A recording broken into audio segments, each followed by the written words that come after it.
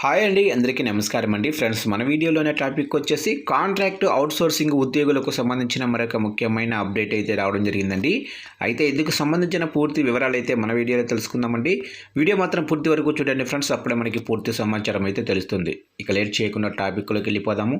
ఇక వైద్య రంగంలో పనిచేస్తున్న కాంట్రాక్ట్ అవుట్సోర్సింగ్ ఉద్యోగుల పర్మనెంట్ పారామెడికల్ పోస్టులు, నర్సింగ్ ఆఫీసర్స్ అపాయింట్మెంట్ ఆర్డర్స్, అలాగనే ఫార్మాసిస్టు, ఏఎన్ఎంల ప్రావినేషనల్ మెరిట్ లిస్టు వేయాలని Telangana United medical and health employees union రాష్ట్ర కమిటీ విజ్ఞప్తి చేసింది.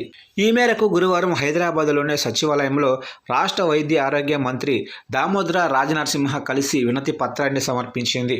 ఇక కార్యక్రమంలో మాజీ శాసనసభ్యులు జోలకంటి రంగారెడ్డి, అలాగనే రాష్ట్ర గౌరవ అధ్యక్షులు భూపాలు, ఐటీయూ రాష్ట్ర నాయకులు డీజీ నరసింహారావు, ఎం శ్రీనివాసులు మంత్రితో మాట్లాడి ఉద్యోగ సంఘాల సమస్యలు పరిష్కరించాలని కోరారు.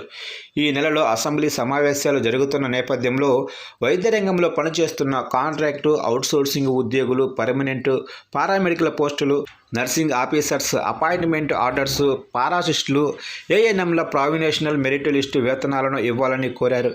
ఈ మేరకు మంత్రి సానుకూలంగా స్పందించారు.